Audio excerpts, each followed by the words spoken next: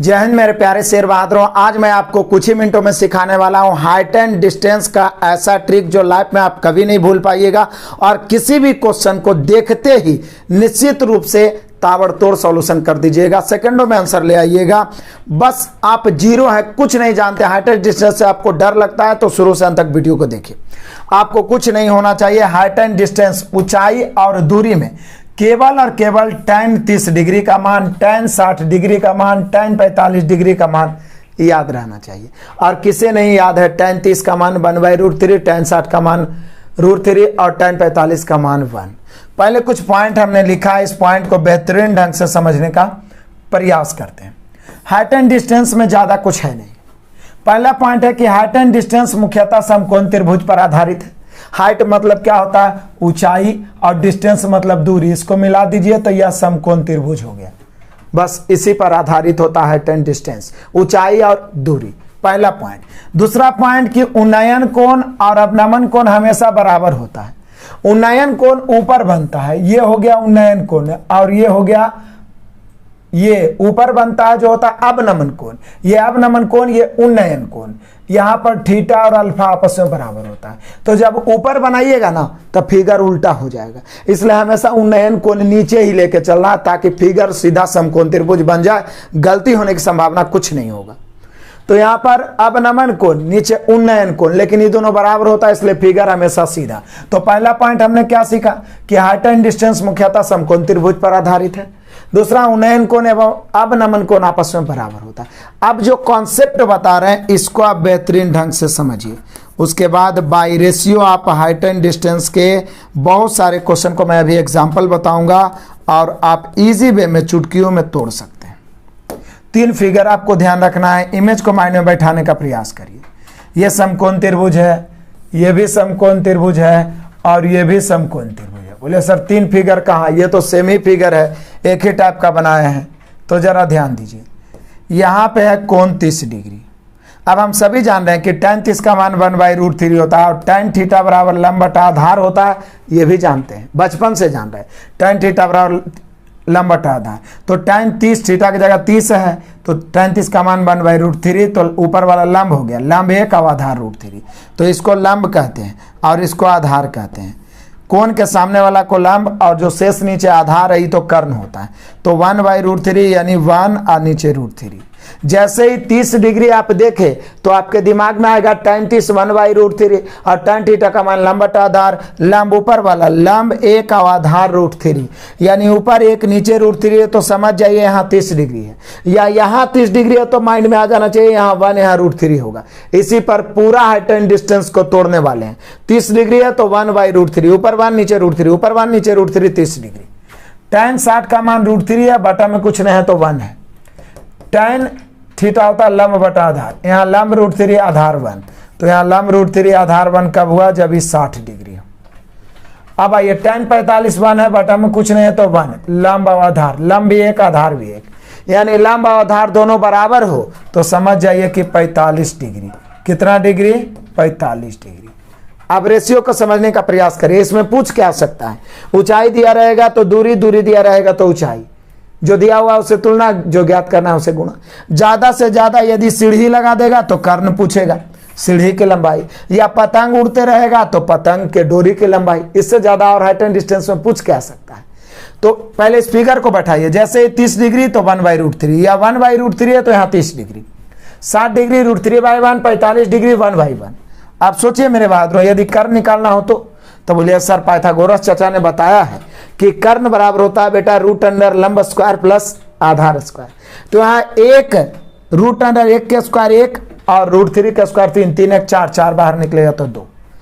tan 30 1/√3 तो ये 2 हो जाएगा। tan 60 √3/1 तो भी ये वाला 2 ही होगा कर्ण। और tan 45 1/1 तो ये हो जाएगा √2, नहीं तो √अंडर 1 के स्क्वायर 1 प्लस 1 के स्क्वायर 1, तो 1 1 2।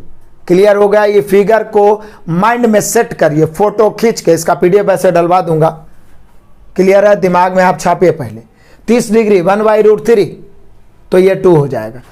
60 डिग्री जैसी है तो ऊपर √3 नीचे 1, ये 2 हो जाएगा। 45 है तो 1/1, ये माइंड में सेट हो गया। अब देखिए मात्र इतना से ही ढेर सारा एग्जाम्पल को आप ताबड़तोड़ चुटकियों में लपेट सकते हैं। इसी को हाइट एंड डिस्टेंस कहते हैं। लेकिन मैं टाइप बाय टाइप बना के छोटे छोटे वीडियो के माध्यम से आपके माइंड में छापने का प्रयास करूंगा।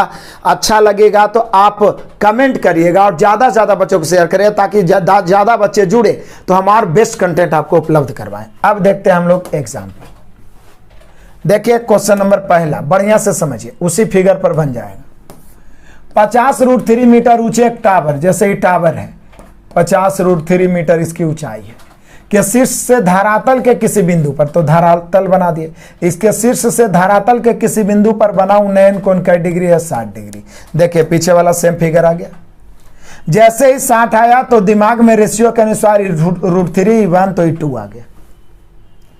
क्या? क्योंकि tan 60 का मान √3/1 होता है। अब बाई रेशियो आइए, बेसिक से चलने की जरूरत नहीं, बाई रेशियो।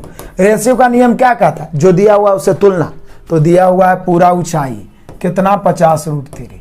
रेशियो के अनुसार ऊंचाई कितना है? √3। तो ऊंचाई की तुलना ऊंचाई से, निकालना है दूरी, तो कैसे गुना? 1 से। 50 इकाई 50 मीटर आ गया। बताइए कितना देर लगा?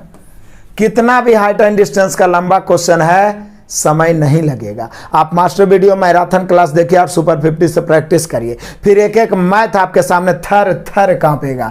तो यहां पे आप देख लीजिए, अगला बड़ा मजेदार है। क्वेश्चन नंबर दूसरा, किसी खंबे से 20 मीटर की दूरी पर, एक खंबा है, इससे 20 मीटर की दूरी पर, ध्यान दीजिए, स्थित एक बिंदु पर खंबे के शीर्ष का उन्नयन कोण हो गया 30 डिग्री। अब 30 डिग्री, जैसे 30 आया तो माइंड में आया 1/√3। 60 तो √3/1, 30 तो 1/√3, ये 2 होगा। ऐसे उसकी जरूरत है नहीं। पूछ रहा है कि बताइए खंबे की ऊंचाई क्या है। बोलिए कि दिक्कत क्या है? खंबे की ऊंचाई है ना पूछ रहा है, तो कहीं पर से कोई दिक्कत है ही नहीं। ये दिया हुआ है 20 मीटर और रेशियो के अनुसार √3 है, तो 20 की तुलना √3 से। खंबे की ऊंचाई निकालना है तो कैसे गुना? 1 से। तो हम लोग का आंसर हो जाएगा 20/√3, या ज्यादा से ज्यादा करेगा तो ऑप्शन में ऊपर नीचे √3 से गुना कर देगा। तो ऊपर 20√3 और नीचे 3, क्योंकि मैक्सिमम से मैक्सिमम प्रयास किया जाता है कि नीचे रूट नहीं रहे। तो 20√3/3। मजा आ गया, आनंद आ गया। 30 डिग्री रहे 60 डिग्री, बस तुलना गुना करके बना लेना है। आ जाओ मेरे बहादुरों, अगला 3 एग्जाम्पल और है जिसको आप चुटकियों में लपेट सकते हैं बिल्कुल आसानी से।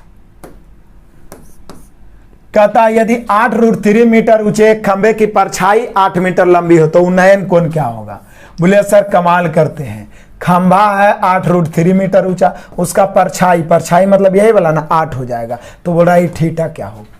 आपकी मर्जी, आप चाहे तो tan थीटा लगा सकते हैं। देखिए बाई बेसिक बनाइएगा तो आप लगाइएगा tan थीटा। tan थीटा लंब बटा आधार, लंब है 8√3 और आधार है 8, 8 कट जाएगा। तो मेनली रूप से इधर बचा tan थीटा बराबर ऊपर √3। तो tan थीटा बराबर √3 कितना होता है? 60 डिग्री। आप जानते हैं ना tan में 60 डिग्री का मान √3 होता है, इसलिए थीटा बराबर हो जाएगा 60 डिग्री। बोले सर इतना लिखना जरूरी है क्या? कोई जरूरी नहीं है। जैसे हम यहाँ 8√3 यहाँ 8 देखे तो 8 से 8 कट गया, यहाँ √3 यहाँ कुछ नहीं बचा तो 1 बचा, और √3/1 होता है 60 डिग्री।